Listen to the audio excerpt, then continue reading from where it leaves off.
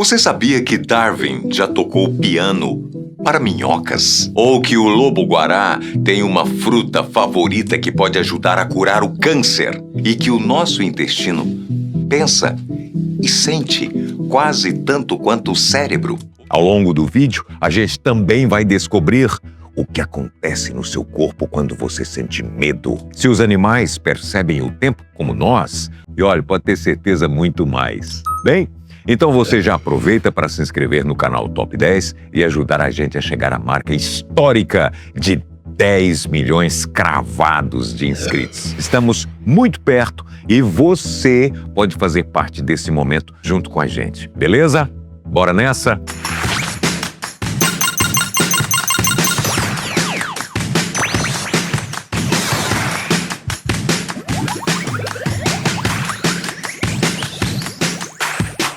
Por que os pinguins não vivem no hemisfério norte? Quando pensamos em pinguins, logo imaginamos gelo, frio e neve, o cenário perfeito para eles, certo? Então, por que não existem pinguins no Ártico, onde também faz frio? A resposta está na história evolutiva e na geografia do planeta. Os pinguins nasceram e evoluíram no hemisfério sul há cerca de 60 milhões de anos e desde então nunca cruzaram a linha do Equador. Não por falta de oportunidade, mas por causa de uma barreira natural, a zona tropical. Essa faixa do planeta tem águas quentes e pobres em alimento, um verdadeiro deserto oceânico para espécies que dependem de mares frios e cheios de nutrientes. Segundo um estudo publicado na revista Journal of Biogeography, em 2025, os pinguins mantêm as mesmas preferências ambientais de seus ancestrais, um fenômeno chamado conservação de nicho. Além disso, exibem filopatria, o instinto de voltar sempre à mesma colônia para se reproduzir, o que impede a expansão para novos continentes. Por isso, mesmo que existam regiões frias no norte, elas estão isoladas por águas mornas que os pinguins não conseguem atravessar. O resultado é um grupo inteiro de aves restrito ao sul. Por que Charles Darwin tocou piano para minhocas? Sim, Darwin realmente tocou piano para minhocas. O naturalista queria entender até que ponto esses animais, tidos como simples, eram capazes de perceber e reagir ao ambiente. Em seu último livro, A Formação da Terra Vegetal pela Ação das Minhocas, publicado em 1881, ele descreve meses de experimentos conduzidos em sua própria casa. Darwin colocava vasos com terra e minhocas sobre uma mesa ao lado do piano e tocava notas fortes. Nenhuma reação, mas quando os vasos foram colocados em cima do instrumento, o som grave do dó fez todas recuarem para dentro da terra. Era o primeiro registro que esses seres conseguiam sentir vibrações. O cientista foi além. Soprou tabaco, perfume e ácido sobre as minhocas. Enterrou folhas de repolho e cebola. Testou luzes e diferentes tipos de alimento. Descobriu que elas respiram pela pele, distinguem formatos e até escolhem as melhores folhas para tampar suas tocas. Por que o intestino é chamado de segundo cérebro? Dizem que o intestino é o nosso segundo cérebro e não é exagero. Dentro dele existem uma rede de cerca de 100 milhões de células nervosas que se comunicam o tempo todo com o cérebro pela chamada via intestino-cérebro. É uma conversa constante que influencia não só a digestão, mas também o humor, o sono e até a imunidade. Ele tem mais neurônios do que a própria espinha dorsal e é capaz de agir de forma independente do sistema nervoso central. Além disso, o intestino abriga trilhões de micro-organismos que vivem em equilíbrio delicado. Quando esse ecossistema está saudável, as chamadas bactérias boas ajudam na produção de neurotransmissores, inclusive da serotonina, o hormônio do bem-estar. Cerca de 90% da serotonina do corpo é fabricada ali, o que explica por que alterações intestinais podem afetar diretamente o estado emocional. Mais do que um segundo cérebro, o intestino funciona como um centro de comando autônomo, capaz de enviar sinais que o cérebro precisa interpretar. Ele decide o que entra e o que sai e o que precisa de atenção, uma espécie de guarda avançado do corpo. E já que falamos dessa conexão entre mente e corpo, o que será que os micróbios têm a ver com o nosso sono? Aposto que você nunca parou para pensar nessa relação inusitada. O que mudaria se a camada de ozônio fosse recuperada? A camada de ozônio é o escudo invisível que filtra os raios ultravioletas mais perigosos do Sol. Durante décadas, ela foi danificada por gases usados em sprays e geladeiras, os famosos CFCs. O resultado foi o buraco sobre a Antártida, que deixou o planeta mais vulnerável à radiação. Mas o cenário começa a se inverter. Desde o Protocolo de Montreal, assinado em 1987, quase todos os países cortaram o uso dos gases que destroem o ozônio.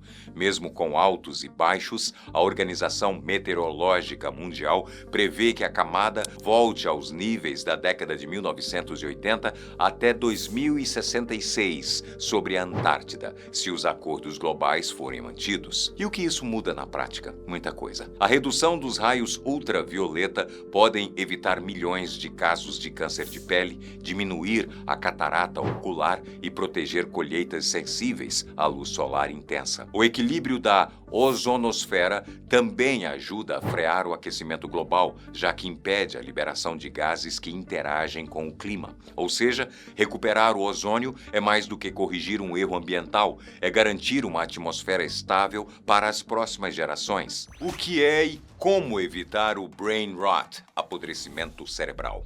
Sabe quando você sente que sua cabeça está cansada? Como se o cérebro tivesse perdido o foco e nada conseguisse prender a atenção? Aquele momento em que você fecha o computador, pega o celular só por 1 minuto e quando percebe já se passaram 2 horas vendo vídeos curtos e aleatórios. Pois é.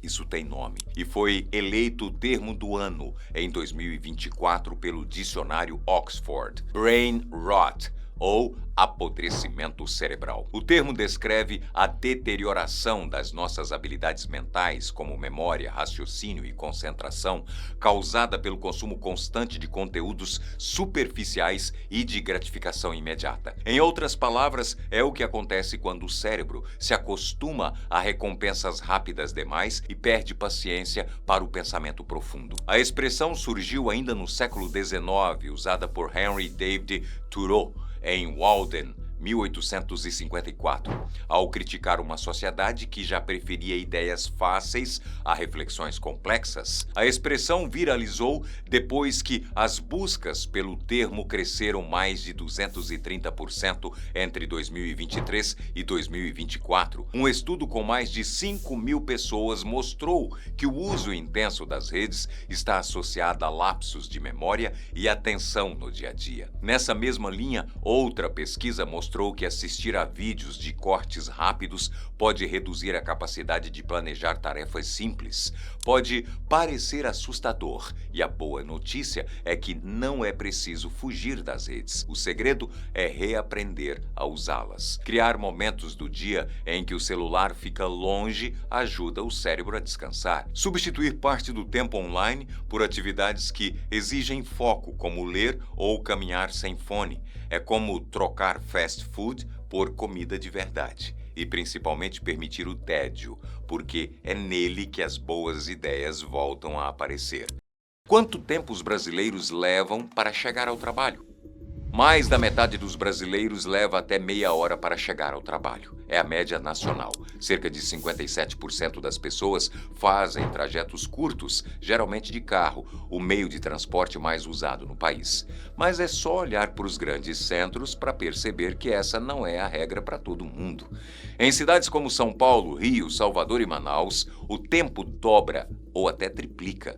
Ali, o deslocamento é quase um segundo turno de trabalho, feito em ônibus, metrôs e trens lotados. E cerca de 1.300.000 300 mil pessoas passam 2 horas ou mais por dia só para ir e voltar de casa. Os dados vêm do Censo 2022 do IBGE, que revelou um retrato bem desigual dessa rotina. Pessoas negras e de menor renda passam mais tempo em deslocamento, principalmente nas periferias das grandes cidades, onde o transporte público é a única opção. Já entre quem tem carro e mora em áreas centrais, o trajeto é bem mais curto. O tempo gasto para se deslocar, no fundo, é um reflexo da desigualdade que está entranhada nas cidades brasileiras. A gente cruza cidades todos os dias, enfrenta trânsito, sinal, clima, mas e quem vive parado no canto da parede, observando tudo de outro jeito? Já parou para pensar como o mundo parece aos olhos de uma aranha?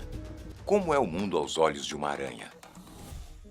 Enquanto a gente enxerga com 2 olhos, a maioria das aranhas tem 8 e cada um deles faz um trabalho diferente. Que bicho doido! Mas, ao contrário do que parece, elas não veem tudo com nitidez. O que mais guia uma aranha não é a imagem, e sim o movimento e as vibrações ao redor. Algumas, como as aranhas saltadoras, são a exceção.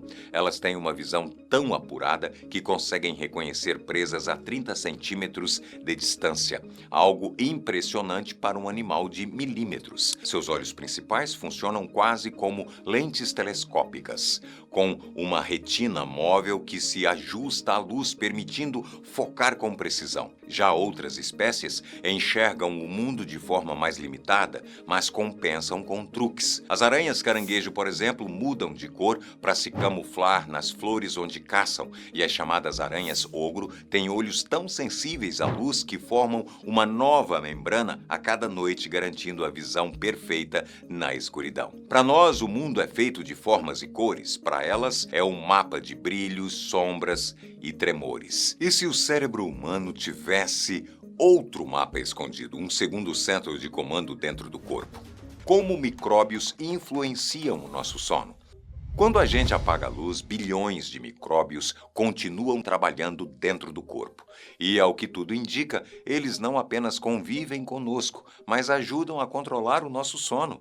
Pesquisas recentes mostram que a diversidade da microbiota, o conjunto de bactérias, fungos e vírus que vivem no intestino e na boca, pode afetar o quão bem dormimos. Pessoas com microbiomas mais variados tendem a ter noites mais longas e restauradoras. Já quem sofre de insônia costuma ter uma flora intestinal mais pobre e inflamada. Em 2024, os cientistas fizeram algo impressionante. Transplantaram micróbios intestinais humanos em camundongos. Os animais que receberam bactérias de pessoas com insônia passaram a dormir mal, como se o sono ruim fosse contagioso. Outros estudos sugerem que certas bactérias produzem neurotransmissores como serotonina, dopamina e GABA, que regulam o ciclo circadiano e as fases do sono profundo. É por isso que os pesquisadores acreditam que, no futuro, probióticos e pré-bióticos poderão ser usados como tratamento natural contra a insônia. Afinal, até quando dormimos, não estamos sozinhos. Nosso corpo é um ecossistema em plena atividade. E falando em ecossistemas, o próximo bicho da lista tem uma dieta tão particular que acabou virando símbolo do Cerrado. Número 10. Qual é a fruta favorita dessa criatura lindíssima, o lobo-guará? No cerrado, entre galhos retorcidos e o chão seco, cresce uma fruta arredondada e amarelada, a lobeira, também chamada de fruta do lobo. E o nome não é por acaso. Ela representa metade da dieta do lobo-guará. Enquanto outros carnívoros caçam, o lobo-guará prefere frutas. A lobeira é rica em vitamina C, tem propriedades anti-inflamatórias e vermífugas e ainda serve de alimento em época de seca, quando quase nada mais resiste no bioma. Mas a história não para aí. Em 2025, pesquisadores da USP de Ribeirão Preto descobriram que 2 compostos da lobeira têm potencial para combater o câncer de bexiga. Em testes com camundongos, o tratamento reduziu o volume do tumor quando os compostos foram encapsulados em partículas feitas de manteiga natural, e quitosana, substância retirada do casco de crustáceos. Ou seja, o fruto que mantém o lobo-guará saudável pode, no futuro, ajudar também os humanos. Uma prova viva de que proteger o cerrado é, de certa forma, proteger a nós mesmos. Por que as minhocas saem de suas tocas quando chove? Você já viu o chão cheio de minhocas depois da chuva? Talvez tenha pensado que elas estão fugindo do afogamento. Faz sentido, afinal o solo é encharcado, parece um perigo, mas é justamente o contrário. As minhocas não se afogam porque respiram pela pele e o oxigênio se dissolve facilmente na água. Elas conseguem viver submersas por dias sem nenhum problema. Então por que sair? A explicação é bem mais esperta. Segundo o biólogo Kevin Richard Budd, da Universidade Central de Lancashire, a chuva cria as condições perfeitas para as minhocas explorarem novos lugares. O solo úmido é mais fácil de atravessar e as vibrações das gotas funcionam como um sinal para que elas subam à superfície. É uma oportunidade para migrar, dispersar e até encontrar parceiros, já que, sendo hermafroditas, elas precisam cruzar entre si para trocar material genético. Algumas, porém, se arriscam demais. Se o solo seca rápido, elas não conseguem voltar e acabam presas na superfície ou viram isca natural para aves que imitam o som da chuva batendo os pés no chão. É possível encher completamente a garrafa Klein? À primeira vista, parece uma pergunta simples, mas a resposta envolve matemática, física e até um pouco de ficção científica. A história começa com Felix Klein, o matemático que imaginou o que aconteceria se pegássemos duas fitas de Möbius e costurássemos as extremidades. Se você nunca viu uma, é fácil imaginar. Pegue uma tira de papel, dê meia volta e colhe as pontas. Você acaba de criar um objeto com um único lado e uma única borda. Agora junte duas dessas fitas e você terá algo que desafia a lógica. A garrafa de Klein. Um objeto que, na teoria, não tem fora nem dentro. E é aí que surge o enigma. Como você enche algo que não tem um verdadeiro interior? Se você tentar colocar água, normalmente vai perceber que ela parece sumir antes de chegar no fundo. Não é defeito da sua coordenação, é a própria geometria que está brincando com você. Para tentar vencer o desafio, existe um truque: colocar a garrafa Klein numa câmara de vácuo. O ar sai, cria pressão negativa e quando o vácuo é desativado, a água começa a ser sugada para dentro. Parece magia, mas é física pura. Mesmo assim, por mais que entre água, você nunca vai preencher completamente. Afinal, a garrafa de Klein é um objeto que só existe de verdade num espaço de 4 dimensões. O que temos aqui é apenas uma sombra dessa ideia no nosso mundo 3D. E talvez seja exatamente isso que a torne tão intrigante. Ela não foi feita para ser preenchida, e sim para desafiar a nossa noção de espaço e realidade. O que acontece com o nosso corpo quando a gente sente medo? Já reparou como, quando o medo aparece, é como se um alarme interno fosse disparado? Não é coincidência, não. É seu cérebro, mais precisamente a amígdala, dando o sinal de que algo pode dar errado. Em segundos, uma descarga de adrenalina percorre todo o seu corpo. O coração dispara, músculos enrijecem, a respiração acelera. Tudo para preparar você para duas opções: enfrentar o perigo ou fugir dele. Nesse processo, funções menos urgentes ficam em segundo plano. O sistema digestivo desacelera. O sangue é redirecionado para o cérebro e para os músculos, e vem aquela sensação estranha de frio na barriga. Para completar, o cérebro libera endorfinas que funcionam como uma anestesia natural, deixando você mais focado e menos sensível à dor. Mas o medo também tem seus truques. Em momentos de ameaça extrema, ele pode provocar o congelamento, paralisando o seu corpo como se o tempo tivesse parado. Curiosamente, essa reação pode acontecer até em situações sem risco real. Uma apresentação no trabalho, um vexame importante ou até uma conversa difícil. A boa notícia? Dá para treinar esse sistema.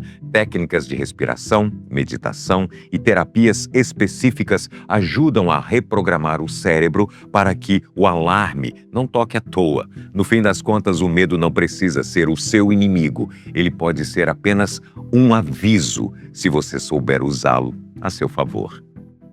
Os animais sentem o tempo da mesma forma que nós? Você já parou para pensar como os animais percebem o tempo? Será que eles sentem o passar das horas como nós humanos?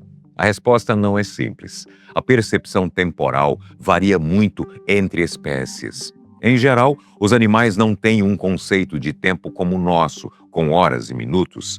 Muitos vivem mais no presente, reagindo aos estímulos do ambiente sem a mesma preocupação com o passado ou o futuro. Estudos sugerem que cães e gatos, por exemplo, percebem períodos mais curtos, minutos ou horas. Reconhecem rotinas e respondem a sinais de refeição ou passeio, mas isso parece mais hábito do que compreensão real do tempo. Já aves migratórias têm percepção muito mais apurada para se orientar no ciclo das estações. Alguns roedores e primatas conseguem antecipar eventos. Ratos, por exemplo, sabem quando é hora de dormir pelos ciclos biológicos. Chimpanzés podem planejar ações com antecedência, o que indica uma noção rudimentar de futuro. Um estudo aponta que, embora percebam o tempo, os animais não se preocupam com ele como nós, sem planejar amanhã ou se prender ao ontem. Vivem focados no presente. Talvez esteja aí a verdadeira sabedoria da natureza. Qual animal é biologicamente complexo e difícil de entender até hoje?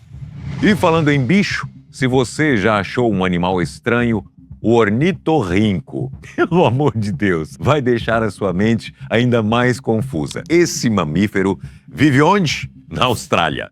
É uma verdadeira mistura de características incomuns, com o seu bico parecido com o de um pato, pés de lontra e cauda de castor. O ornitorrinco não causa estranheza apenas na aparência, mas a biologia por trás dele também. Esse animal é um dos poucos mamíferos que põe ovos, algo mais comum em répteis e aves, mas extremamente raro entre mamíferos. O ornitorrinco possui um sistema reprodutivo que mistura características de mamíferos e répteis.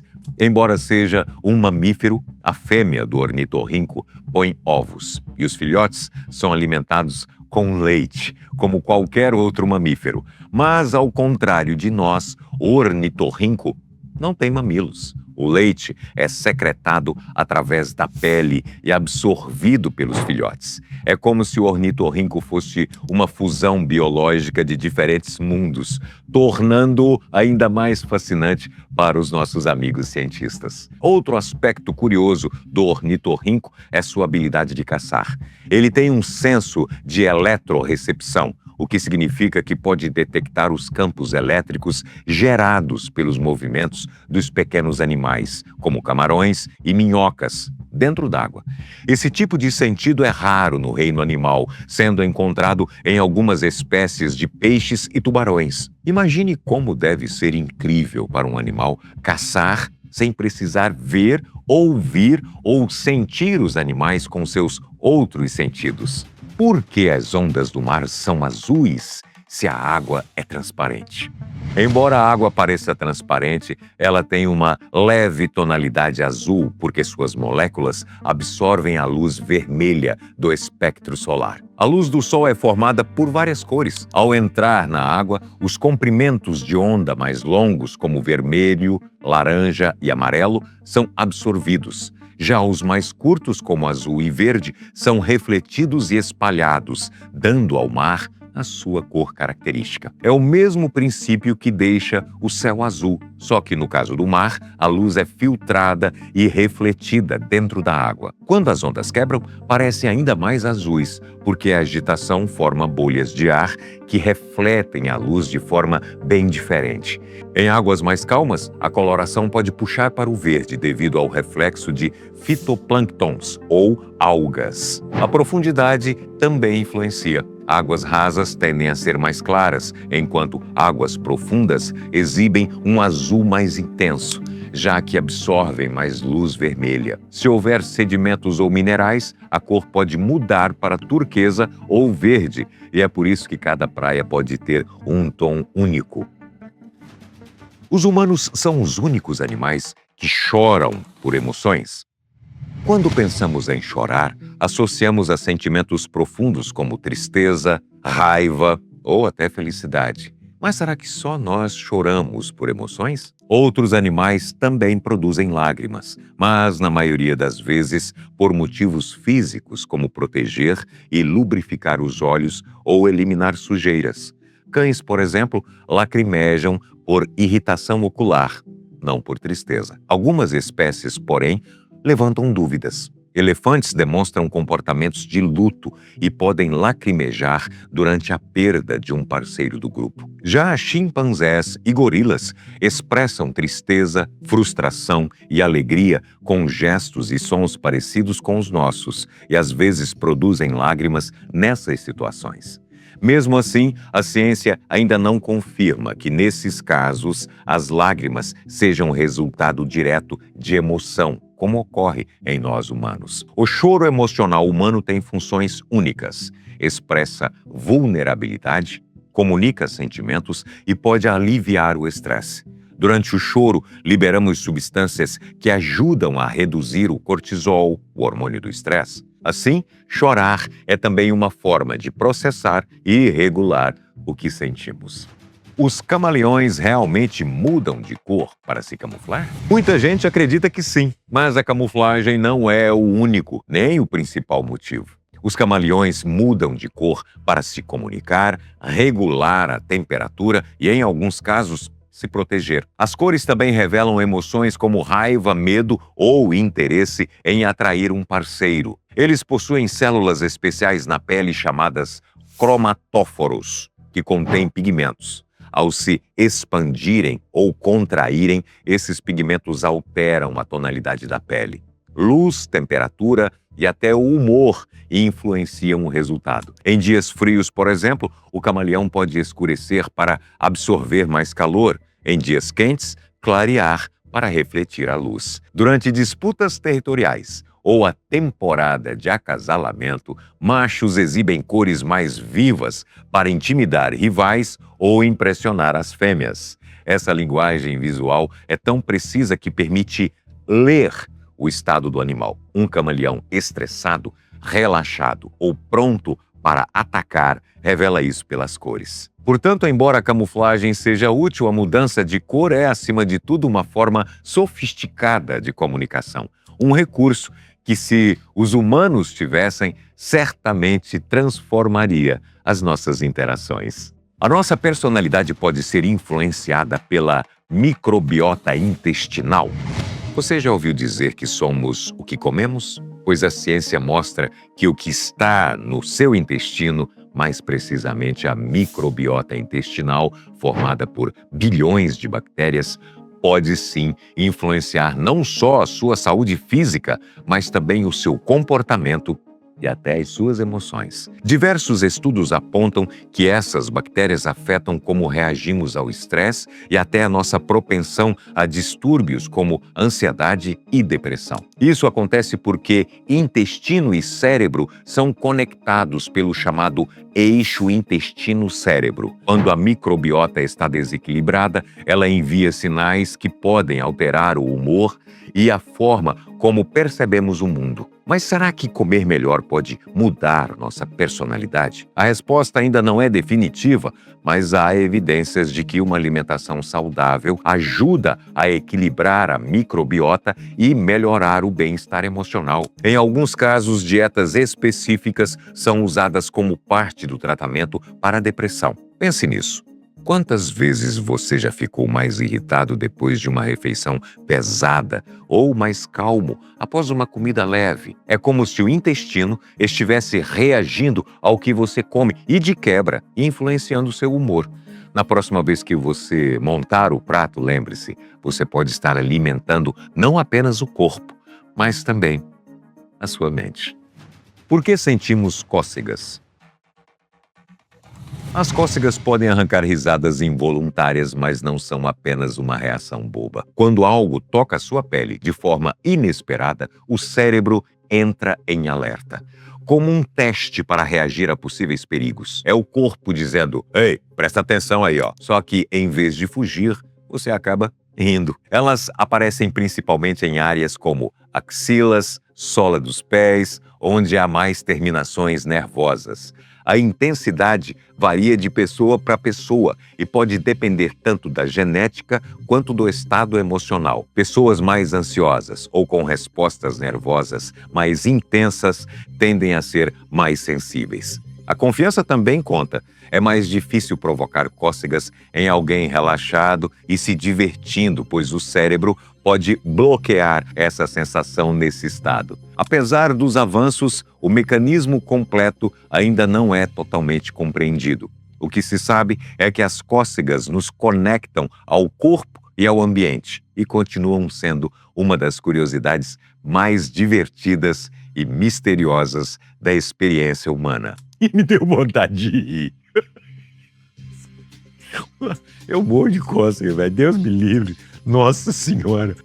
Se uma anaconda o envolve e o imobiliza, é possível começar a morder a anaconda para se libertar? Imagine estar perdido na selva e, de repente, uma anaconda gigante te envolve. A reação instintiva pode ser lutar ou até morder para tentar se soltar. Mas, na prática, isso dificilmente funcionaria. Essas cobras têm um poder de constrição extremo. Quanto mais a presa se mexe, mais elas apertam. É um mecanismo evolutivo para garantir que a vítima não escape e morder. Mesmo com força, os dentes humanos não seriam capazes de causar um dano significativo. Durante a constrição, a anaconda praticamente não sente dor. E se até jaguares com mordidas muito mais potentes têm dificuldade para matá-las, imagine o efeito de uma mordida humana. Além disso, a pressão exercida pela cobra é tão intensa que em menos de 1 minuto pode levar à perda de consciência ao interromper a circulação sanguínea. Em resumo, resistir fisicamente, seja mordendo ou tentando se soltar, não é uma estratégia viável não, viu? O mundo está cheio de pequenos segredos escondidos nas coisas mais simples. Objetos que a gente usa todos os dias, mas que guardam detalhes criados por motivos muito específicos. A gente vai descobrir 10 desses detalhes invisíveis e entender por que eles existem. Número 1. O furo no palito de pirulito. Você já viu aquele pequeno orifício no topo do palito de pirulito e pensou que fosse uma decoração? Pois não é. Ele existe por 3 razões bem práticas. Fixação do doce. Durante a fabricação, o doce derretido invade o furo, abraça o palito e, quando solidifica, cria uma trava natural. Assim, o pirulito fica bem preso e evita que a cabeça do doce escorregue ou se solte. Segurança contra engasgo. Se por acaso o palito for ingerido ou empurrado, o furo permite que o ar passe, reduzindo o risco de obstrução total da via aérea. Ou seja, é uma medida preventiva. Não vacila nisso. Ajuda no processo industrial. O orifício facilita que o doce encaixe melhor no bastão durante a moldagem ou injeção, distribuindo forças e garantindo união mais firme entre o doce e o palito. Ou seja, um detalhe minúsculo que faz o pirulito ser mais firme, mais seguro e mais fácil de produzir. E o próximo item também é assim. Um detalhe que a gente vê todo dia, mas raramente entende: o branco da unha. Número 2. O branco da unha, a lúnula. Enquanto muita gente repara no formato ou na cor das unhas, quase ninguém dá atenção àquele pedacinho branco na base. Ele se chama lúnula e é uma das partes mais ativas de toda a unha. O nome vem do latim e significa pequena lua. Esse branco não é uma mancha. É uma parte visível da matriz ungueal, o cerne onde células novas da unha são produzidas. A lúnula aparece esbranquiçada porque a camada da pele ali é mais grossa, o que impede que se veja o tom rosado dos vasos sanguíneos por baixo. Nem sempre a lúnula é visível em todas as unhas. Ela tende a ser mais aparente no polegar. O fato dela não aparecer não é problema. Isso varia muito de pessoa para pessoa, mas se a cor ou o formato da unha também mudarem, pode ser sinal de que algo não vai bem. No fim das contas, esse pontinho branco é só o começo de tudo. É ali que as unhas nascem. As células novas se formam nessa área e empurram as antigas para frente, fazendo a unha crescer. Um detalhe simples, quase invisível, mas que mostra o quanto o corpo trabalha em silêncio o tempo todo. E o próximo item também é assim. Parece só um enfeite, mas tem uma origem bem mais prática do que estética.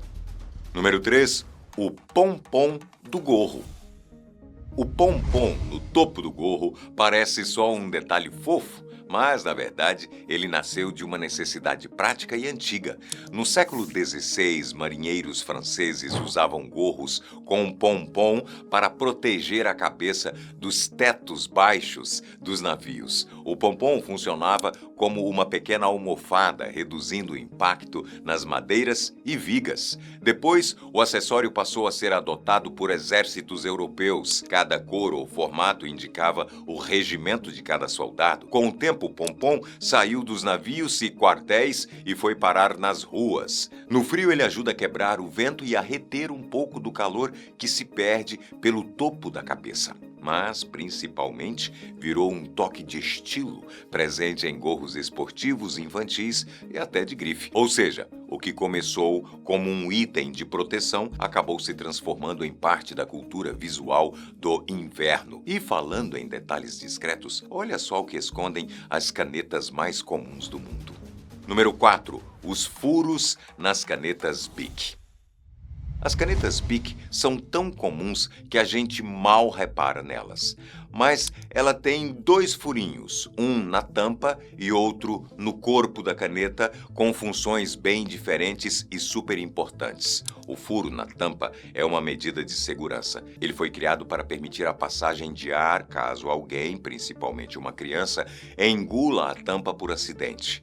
Assim, mesmo com a tampa presa na garganta, o ar ainda consegue passar, reduzindo o risco de asfixia. Essa modificação foi introduzida nos anos 1990 e acabou virando padrão em várias marcas. Já o pequeno furo no corpo da caneta serve para equalizar a pressão interna. Quando o ar dentro esquenta ou esfria, ele pode forçar a saída da tinta. O furinho impede vazamentos e mantém o fluxo constante. É o que faz a Bic escrever suave, sem falhar e nem borrar. Ou seja, esses 2 mecanismos quase imperceptíveis são o que garantem que a caneta funcione bem e, de quebra, evite acidentes. E o próximo é para quem dirige. Um símbolo no painel que muita gente nunca reparou. Número 5. A seta no indicador de combustível.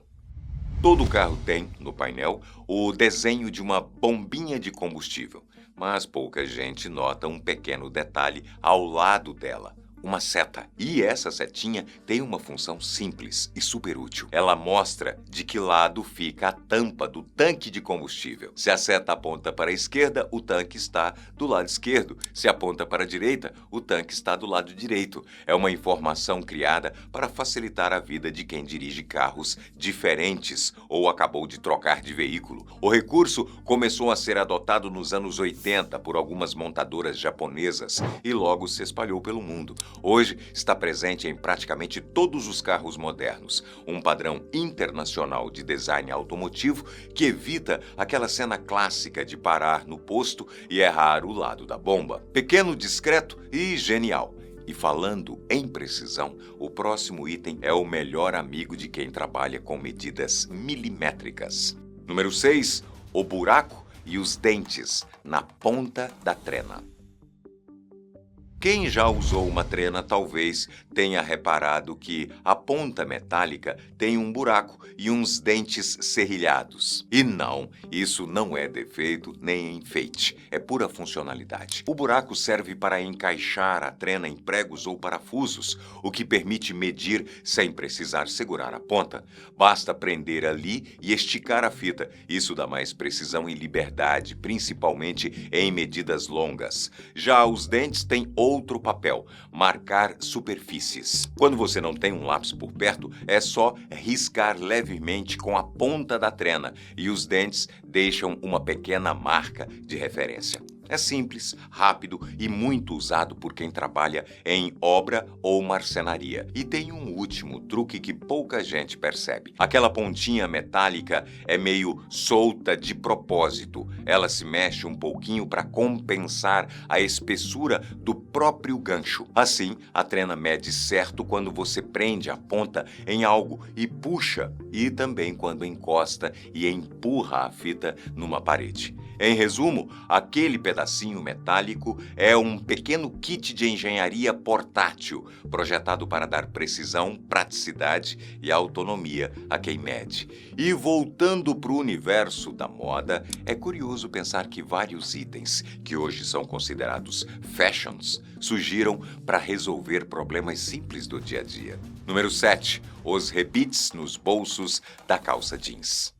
Aqueles pequenos rebites de metal nos cantos dos bolsos do jeans parecem só um detalhe de estilo, mas nasceram por necessidade. Lá no fim do século XIX, o jeans era roupa de trabalho pesado. Os bolsos viviam rasgando por causa das ferramentas e do uso constante. Foi então que um alfaiate chamado Jacob Davis, junto com Levi Strauss, teve uma ideia simples e genial: colocar rebites de cobre nos pontos mais frágeis da costura. O reforço funcionou tão bem que eles patentearam o modelo em 1873 e assim nasceu o jeans moderno. Hoje, mesmo sem a função original tão necessária, os rebites continuam como marca registrada do design. Eles mantêm a estrutura dos bolsos firmes e, claro, dão aquele toque industrial que o jeans nunca perdeu. Ou seja, o que começou como uma solução para evitar rasgos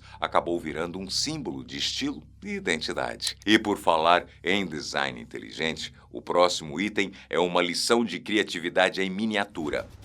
Número 8. A embalagem do tic-tac. O tic-tac surgiu nos anos 60, na Itália, como uma bala refrescante de bolso.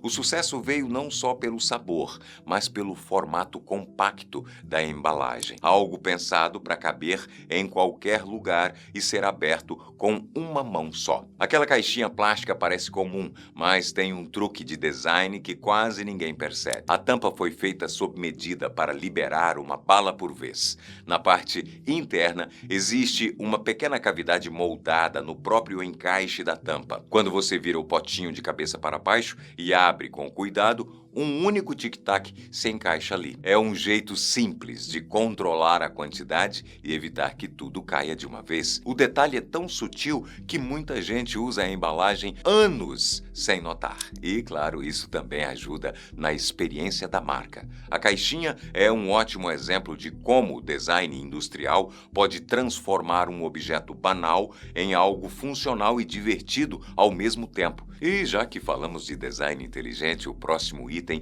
é um clássico que carrega séculos de tradição. Número 9. O fundo das garrafas de vinho.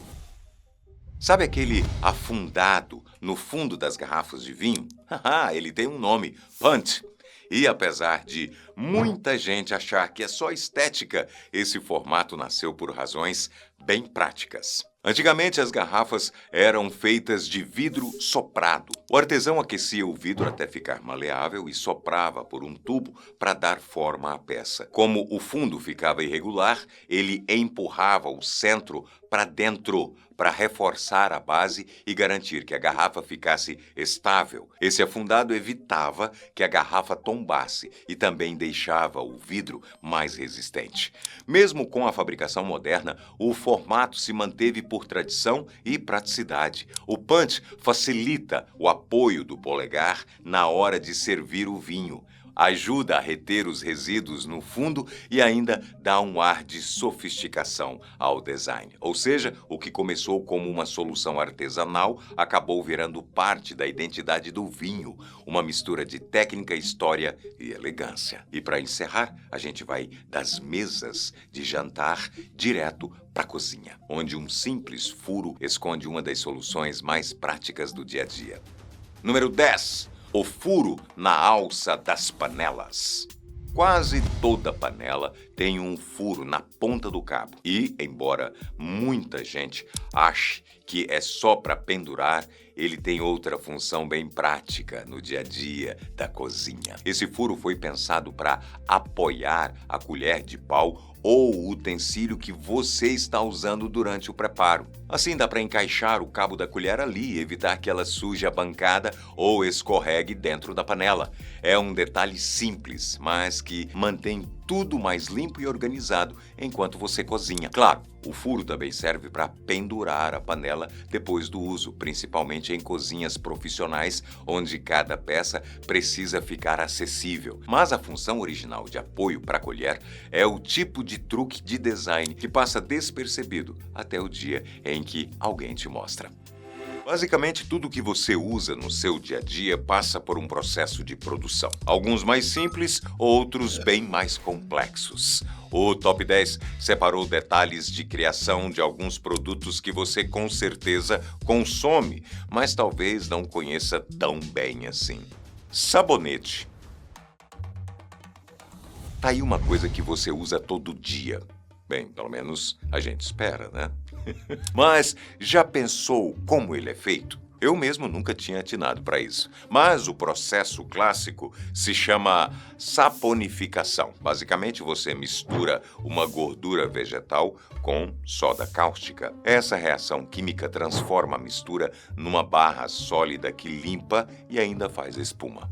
Hoje em dia, a indústria dá um upgrade. Coloca óleos vegetais, fragrâncias, corantes e até hidratantes. Depois de misturar tudo, o sabonete é moldado, cortado e é embalado. Os sabonetes líquidos seguem a mesma lógica, só que ficam mais cremosos. E aquele cheiro gostoso que fica no banheiro vem dos óleos essenciais adicionados neste processo. O mais louco é pensar que séculos atrás, sabonete era artigo de luxo, só os ricos usavam. Hoje você compra no mercado por alguns reais e nem lembra que tem química pura por detrás. Resumindo, seu banho relaxante começou com gordura, mas soda cáustica. Quem diria, né? Leite condensado. Essa eu te juro, eu já pesquisei para descobrir como é que era produzido. O leite condensado é praticamente um patrimônio nacional. É ou não é? Tá em tudo, no brigadeiro, no pudim, no pavê, na cocada, na canjica, praticamente em quase todos os doces que você vê na vitrine da padaria da sua rua. E às vezes, basta abrir a geladeira que ele vai estar ali, na porta, esperando por você, principalmente de madrugada. Apesar de muita gente achar que o leite condensado foi inventado no Brasil, ele na verdade surgiu mesmo, foi na França. Mas isso não muda o fato de que o nosso país é o maior consumidor de leite condensado do mundo. O nosso consumo ultrapassa a casa de 200 mil toneladas por ano. Mas como será que esse líquido tão versátil e cremoso é feito? O processo é até simples. Tudo começa com o leite fresco que chega na fábrica. Primeiro, ele passa por centrifugação e filtração, que são processos basicamente para tirar impurezas e separar bem a gordura do leite. Depois vem a pasteurização, que é basicamente dar um banho quente no leite para matar qualquer bactéria indesejada. Aí sim começa a mágica. O leite vai para grandes evaporadores, onde boa parte da água é retirada. Nesse ponto entra a estrela do processo. Você já sabe quem é? O açúcar. É tanto açúcar que o líquido fica bem denso e ganha aquele sabor inesquecível. Além de adoçar, o açúcar também ajuda a conservar. Por isso, o leite condensado pode ficar meses na lata sem estragar. Por fim, o leite condensado é esterilizado de novo, colocado nas latas ou nas caixinhas lacrado e pronto para dominar qualquer sobremesa brasileira. No fim das contas, é leite fresco que passou por uma maratona de filtragem e um banho de açúcar até virar o nosso querido leite condensado. Chiclete. Chiclete parece só mais um tipo de doce industrializado, é ou não é? Mas você sabia que, no começo, ele era feito com seiva de árvore? Antigamente, lá no México, os povos maias mascavam uma resina chamada chicle, que vinha da árvore saputi. Daí surgiu o nome chiclete. A indústria atual trocou essa seiva por uma base artificial parecida com borracha, mas própria para comer. O chiclete, como conhecemos, foi desenvolvido por Thomas Adams, perto de 1860. Ele tentou usar a borracha para fazer pneus, mas quando isso não funcionou, ele a transformou na goma de mascar que é produzida até hoje. A goma base é o ingrediente principal, é o que dá consistência ao doce. Acredite se quiser, ela é feita de derivados do petróleo, como resina e parafinas. É claro que, para transformar em doce, precisa de açúcar. O processo funciona assim. Você pega a goma base, aquece e mistura com xarope de milho, açúcar e aromatizantes. Depois a massa é amassada, resfriada e cortada no formato que a gente conhece. Alguns ainda recebem aquela casquinha crocante que estala na mordida. E aquela história de que chiclete demora 7 anos para ser digerido. Pura lenda, viu? Se você engolir, seu corpo provavelmente vai digerir normal e mandar embora. Claro, não vai sair engolindo chiclete por aí. Não me causa um problema, né? Pelo amor de Deus. Lápis de escrever. O bom e velho lápis. Quem nunca quebrou a ponta e ficou rodando no apontador? É ou não é? Esse objeto aparentemente simples, que todo mundo usa ou já usou na vida, tem um processo de fabricação que deixa qualquer ambientalista de cabelo em pé. Lá no século XVIII, os pedaços de grafite eram enrolados em cordas ou pele de animais para facilitar o uso. Foi só mais tarde que os alemães começaram a usar pedaços de madeira para cobrir o grafite. A maioria dos lápis de grafite são feitos com madeira de cedro ou pinheiro. Hoje em dia, a indústria tenta priorizar o pinheiro porque ele é cultivado de forma mais sustentável. Mas um pinheiro precisa chegar aos 18 anos para estar pronto e virar lápis. Muita gente pensa que o objeto é feito com um pedaço inteiro de madeira com um furo no meio. Na verdade, a madeira é cortada em tiras bem finas e depois colada em volta do grafite. Para criar o formato arredondado, essa madeira é raspada e polida até ficar do jeitinho que a gente conhece. É um processo simples, mas não tão rápido, porque além dos 18 anos do pinheiro, a madeira fresca precisa de pelo menos 2 meses de descanso para ser cortada e virar lápis. Vidro ou vrido. Esse é um produto considerado uma das maiores invenções da humanidade e veio de um lugar que eu duvido que você desconfiava: da areia. O processo de produção do vidro lembra um pouco a preparação de um bolo. O primeiro passo é juntar os ingredientes: 70% de areia, retirada de locais como fundo de lagos, 14% de sódio, 14% de cálcio e outros 2% de componentes químicos. Depois, é hora de levar para o forno. A areia precisa chegar a temperaturas absurdas, tipo 1.700 graus Celsius. Nesse calor, ela derrete e vira um líquido transparente brilhante. Em seguida, essa massa é moldada em garrafas, janelas, copos, depende do molde. Às vezes, eles colocam outros minerais como carbonato de sódio e calcário para deixar o vidro mais resistente. É curioso pensar que alguém um dia olhou para a areia e a partir dela criou o vidro como a gente conhece. É ou não é? Outra curiosidade é que até a classificação dessa invenção não é comum. O vidro não é considerado bem sólido nem líquido. É um sólido amorfo. E é isso que dá a transparência única que a gente conhece. Mas o mais importante é que o vidro é 100% reciclável. Dá para derreter e refazer quantas vezes quiser, sem perder a qualidade. Refrigerante. Com certeza você já ouviu falar que refrigerante é um dos produtos mais ultraprocessados que existem. E eu preciso te dizer que sim, viu? Isso aí é um fato. Eu parei de tomar há 4 anos. O início do processo de fabricação do refrigerante é basicamente misturar água e muito açúcar, uma quantidade generosa de corantes e aromatizantes. Não existe uma receita específica. As principais empresas de refrigerantes mantêm as fórmulas às 7 chaves, guardando o segredo de cada sabor.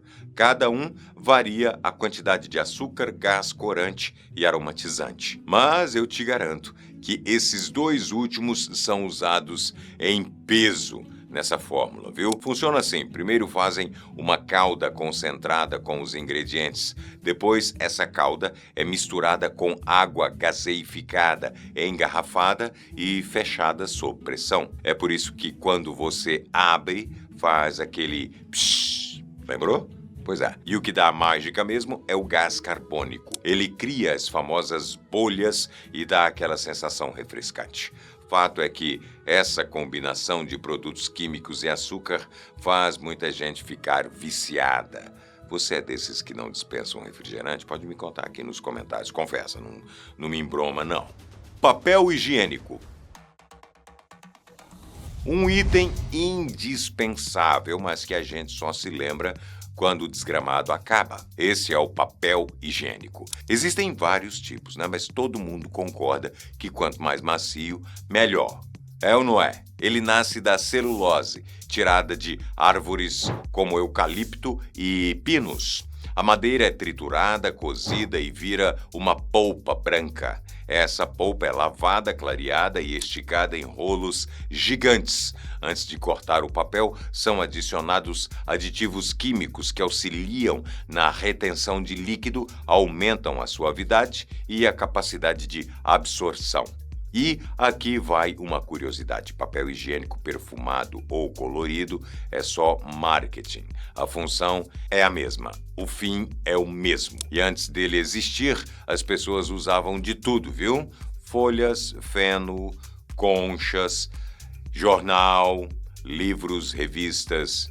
Bem, a variedade era enorme. Agora você imagina o sufoco do resultado. Jeans. Eu duvido que você não tenha uma peça dessas aí no seu armário. O jeans é praticamente um uniforme mundial. Desde que foi criado, ele nunca saiu de moda. E a forma como ele é feito pode explicar esse sucesso. Tudo começa com o algodão. As fibras são fiadas e transformadas em fios grossos. Esses fios são tecidos num padrão chamado sarja, que dá aquela diagonal clássica do jeans. E é esse material que deixa a roupa tão resistente. Peças feitas de jeans duram anos e anos no armário. E isso explica e muito por que ele é tão popular na moda. É ou não é? Depois de alinhar as fibras, vem a cor. Os fios são mergulhados em banhos de anil, aquele corante azul escuro e bem popular. O detalhe é que o fio não pega a cor por dentro, só por fora. É por isso que, com o tempo, a calça desbota e cria aquele efeito que, para muita gente, é ainda mais estiloso. É ou não é? Depois o tecido é cortado, costurado e passa por lavagens especiais com pedra-pomes, enzimas ou até laser para dar o visual mais gasto que muita gente gosta. Aliás, nós somos da época de quando tudo isso surgiu. Era o famoso jeans lavado a pedra. Lâmpada de LED. As lâmpadas de LED são uma tecnologia relativamente nova. Chegaram no mercado no início da década de 1990. Hoje, ela está em todo lugar e é bem diferente da tecnologia antiga das lâmpadas incandescentes. Dentro da lâmpada de LED não existe um filamento queimando, por exemplo, mas sim fios semicondutores que emitem luz quando recebem energia elétrica. Funciona assim: uma corrente elétrica passa por um chip minúsculo de LED. Esse chip é revestido com fósforo especial que dá a cor branca ou amarelada à luz. Vários chips são agrupados para aumentar o brilho. Além disso, a lâmpada tem dissipadores de calor para não superaquecer e uma carcaça que protege todo o conjunto. O resultado é uma luz mais forte, econômica e duradoura. Hoje, um LED pode durar até 25 vezes mais que uma incandescente. Mel.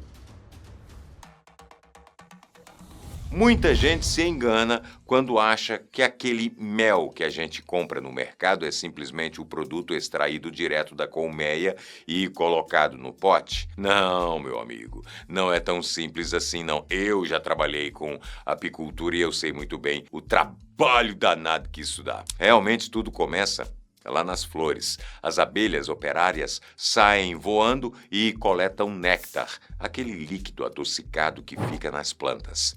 Elas armazenam o néctar em um tipo de barriguinha especial, o papo melífero. Lá dentro, enzimas começam a transformar os açúcares do néctar, quebrando as moléculas e deixando a mistura ainda mais fácil de conservar. De volta à colmeia, a abelha coloca esse néctar em pequenas gotinhas dentro das células do favo. E não para por aí. As abelhas abanam as asas sem parar, como se fossem ventiladores vivos para acelerar a evaporação da água. O néctar vai ficando mais grosso até virar mel de verdade. Quando atinge a consistência certa, elas selam as células com uma tampinha de cera e aquilo vira o estoque de comida da colmeia. É impressionante isso, é ou não é? É como uma fábrica em pleno funcionamento. Mas o mel que você come também depende de muito trabalho humano. O apicultor coleta os favos das abelhas, leva para uma sala limpa e corta a camada de cera. Depois coloca os favos numa centrífuga, gira em alta velocidade e faz o mel escorrer.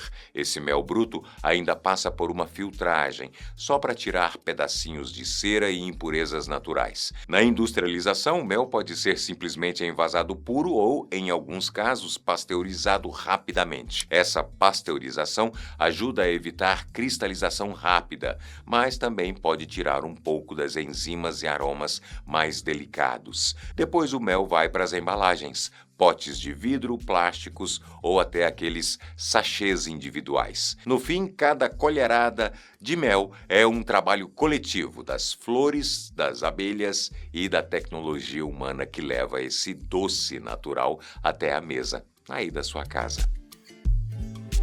E aí, a produção de algum desses produtos te surpreendeu? Depois desse vídeo você vai mudar a forma como consome as coisas? Me conta aqui, nos comentários, a gente tá a fim de saber, vai. Se você curtir essa e outras explicações, se inscreva no canal e ative o sininho para não perder nenhum vídeo. E compartilhe com os amigos, viu? Esse negócio de egoísmo com relação ao conhecimento não é legal não, viu? Quem sabe alguém aí já tenha se perguntado isso também. Clica nesse outro vídeo e continua maratonando os nossos vídeos. Te vejo lá. Até a próxima.